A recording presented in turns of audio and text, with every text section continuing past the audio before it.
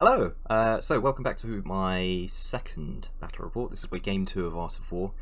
You remember if you watched the previous battle report that I uploaded, I said that I played in this tournament a month ago. Well, that recording was from March, sorry, of 2020. So at that time, correct, I had been at the tournament the previous month. It's now January 2021 that I'm recording the rest of these battle reports. So I'm afraid my memory for these games will have only gotten hazier. So hopefully I'll be able to remember enough of it to make a decent battle report out of still. I've been through the pictures a couple times. Some of them I've lost, so that there's a little bit of a gap in the middle. But there should be enough there for me to get through. So game 2, I've been drawn.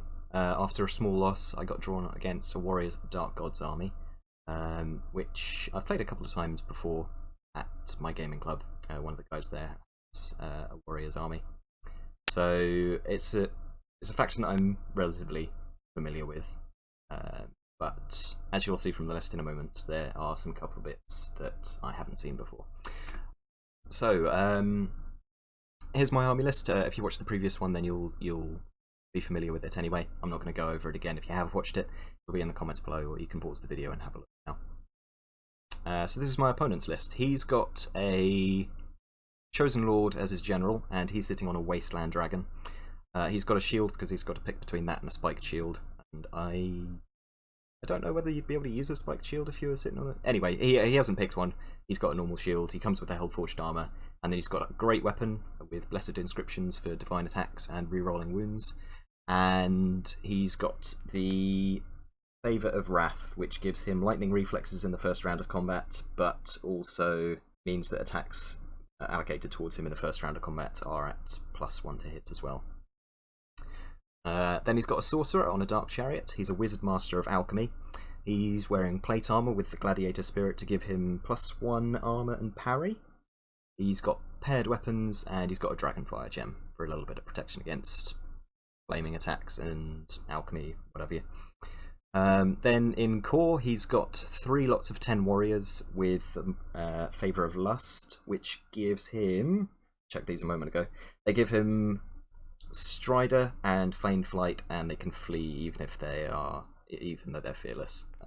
And then the rally test after they've fled is on the minimised roll.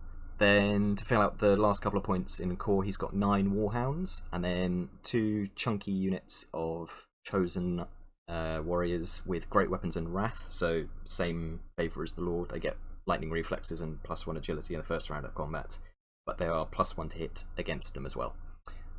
2 lots of 5 Warrior Knights with Lances.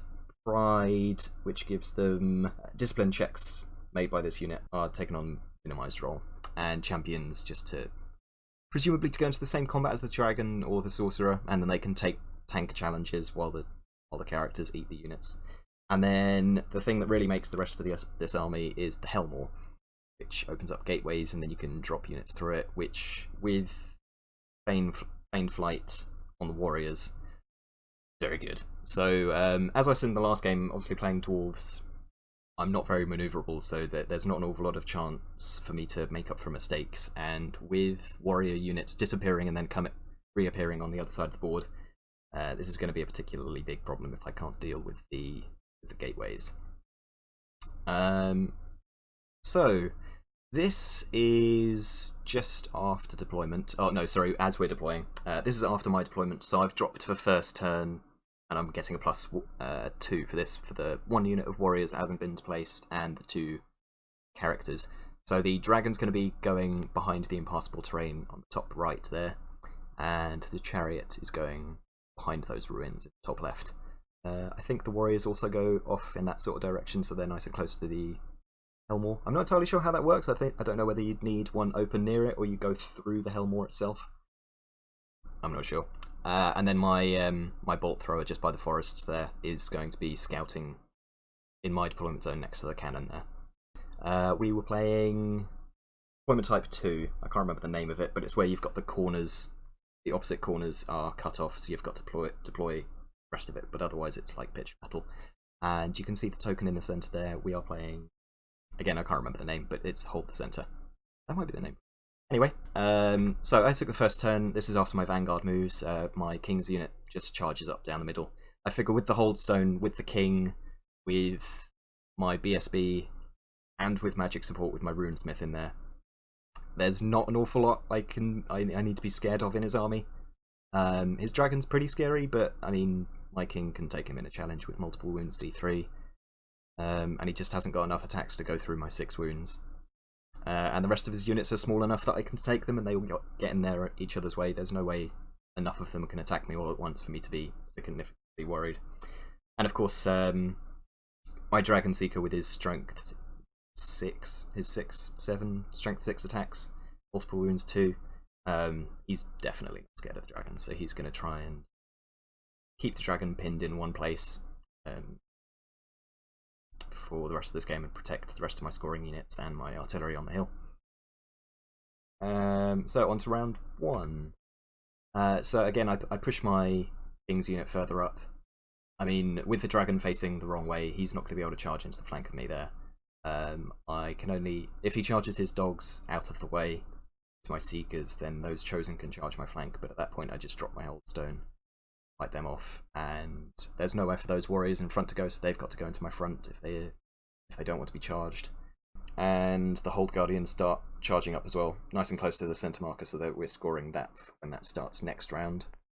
I kept one of my clan warrior units there. I think he's dropped one of the portals already onto to my left, so I've kept that unit back to anticipation of a unit coming through after my artillery and my Anvil of Power.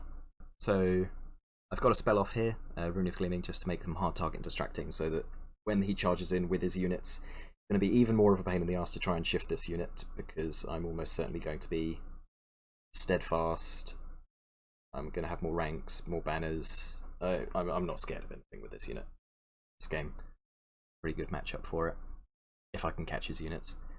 So you'll notice that the cannon, as it's on a hill, it can see, or it could see, because it's not there at the moment, or maybe it's just behind the ruins. I think it might be. But as line of sight works with in the 9th Age, I can see the Alchemist Master. So just a quick picture of that before I get to it. The Steam Copter there has landed in front of those dogs and killed 3 of them, so that unit is now thin enough to fit in between the impassable terrain and my clan warriors to charge my Seekers if they want to. And there we go. So my cannon needed... I think I shot with the bolt thrower first and missed, because the only other target I've got is the dragon, and of course that's behind impassable terrain, so I couldn't shoot that at the moment. But my cannon could see. It ignores cover modifiers, so it was only hitting on long range, so it needed 5s. I managed to roll the 5. It's 2s to wound, and then it's D3 wounds plus 1. And he's either got 3 or 4 wounds, but I did enough, and just first turn, 1 shot his Alchemy Master.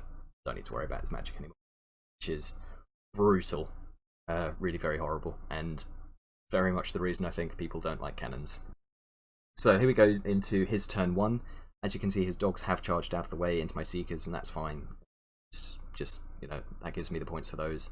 And the chosen behind them are going to charge into the flank of my King's unit, and those warriors as well have put dice in there to charge the front of my King's unit as well. There go the chosen, and there goes the warriors in the front. So the other chosen have to get round that warrior's unit now, so they're marching up past them, and the warriors in front of them have also made their way forward to try and get past my Hold Guardians.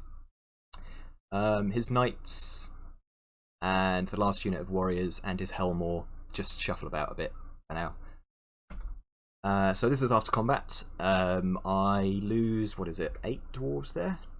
Back rank of the last 3 are gone, so 8 or 9 dwarves I lose, but I kill over half of the chosen unit, and the king just goes to town on the poor warriors in front of him and leaves, I think, 2 alive there. They managed to pass their discipline check to stand, but the chosen have run off, and with where the impassable terrain is and his dragon is, they rolled high enough to touch that and then popped out the other side, right against the back line. So onto my turn 2. So I think the Seekers here tried to push the Chosen off the board there. Oh, I only killed 2 of them. So I did enough to break them, but not a whole lot of actual damage to the unit. So the Seekers try and charge them off, but they don't roll quite... The Chosen don't roll quite high enough on their fleet to flee off the board. You can see the last turn, the Dragon's turned around, so it's facing somewhere a little bit useful now. By the looks of things, I've tried to make a charge roll with the Hold Guardians against those Chosen. I'm not sure where the Warriors have gone. They might have come through a portal. I assume that's the only other thing, the only other place that they could have gone. So I try and make a charge against those Chosen, try and catch them off guard. If I can hit them, then I can deal with them this turn, and then turn around and wait for the Knights to hit me as well. That fails, and they stumble out of the forest. And I move my Steam Copter up to get a couple of shots in at the Chosen. And those Clan Warriors... I really could have done with keeping them back, I think, just to keep the Dragon in a place where he can't get anywhere without being charged. I tried to move them off towards the centre to start helping out with the objective. I figured the Dragon was too scared to come out from behind the terrain, so I made a gamble instead. Here on the left we've got a portal open up. Yeah, I've no idea where those warriors went though. Absolutely no idea. Maybe they panicked and ran off the board? They've not popped up anywhere else, have they? Either way, we've got a gateway over here, so I've moved my other Steam Copter over to act as chaff if I need to, and to get some shooting done at the backs of units as they come through. I've moved one of the Clan Warrior units in towards the centre, start making their way towards the objective, and the other is covering the portal for anything that comes through. And there's an overall picture of the end of my round 2. So my King's unit there finished off those warriors, and then sat still for after that. So going into Warriors turn 3 now. I think I killed a couple of those guys with shooting. I must have shot the artillery at them as I didn't have any other better targets. Moment. There we go. Right, now definitely Warriors turn 2 now, I think. Yeah. So the Chosen charge in, this is at the end of the combat for that, so the Warriors charge in here, almost wipe out bank rank of my Hold Guardians, and then the leftover Hold Guardians just go to town on them and bring them down to 2 guys. The Dragon comes out from behind the Impassable, and my Warrior... Yes, so, okay, so, sorry. So his turn 2 isn't an awful lot of pictures, it's just this one here. That, so, and his Dragon's moved out for his turn 2. These must have been the pictures I've lost. So in my turn 3 now, my Hold Guardians have turned around to face the Dragon. My Clan Warriors have turned around so that they get at least the shield wall against the Dragon's attacks. And now this must be his turn 3. So that we've got the Helmore has come through the ruins to charge my Steam Copter. A unit of Warrior Knights has charged the flank of my Hold Guardians to help out what's left of the Chosen. And the Dragon charges those Clan Warriors. So this is after combat now. You can see that the Hold Guardians have finished off what was left of the Chosen. The King's unit has turned around to face the centre. And both units of Clan Warriors that were in combat with the Warriors and the Dragon have died, have been run down. Those other units of Knights have come through the portal as well. I must have missed a picture for them as well. They've charged into the Steam Copter, and I think they're going to kill that. This must be before they've killed it in combat, or they've just overrun into it. A couple of wounds on the Dragon from my artillery, and I think this might be the last picture. So this, I think we got to turn 5. It's just that with corrupted pictures and stuff, I've lost a lot of in-betweeny bits. Okay, so that was the last picture. The kills in that game left it at a 13-7. My King's unit smashing straight down the middle. Really, as I said at the beginning of the game, there wasn't anything for that unit to be scared of really in this game. So I just sat it in front of his army and killed a couple of units, and then sat on the objective for the rest of the game. And that was enough to give me a 16-4 despite all the little stuff that I lost to the portals and the dragon and knights and the chosen and so on. So yeah, pretty good game from the dwarves, I think. It was a hard matchup for his warriors, especially after I took off his magic in the first turn. So of course that leaves him without his magic phase and without his shooting phase as these warriors. So it was a tough one for him. Okay, so thank you very much for watching. Let me know what you think in the comments below, and I will catch you in the next one.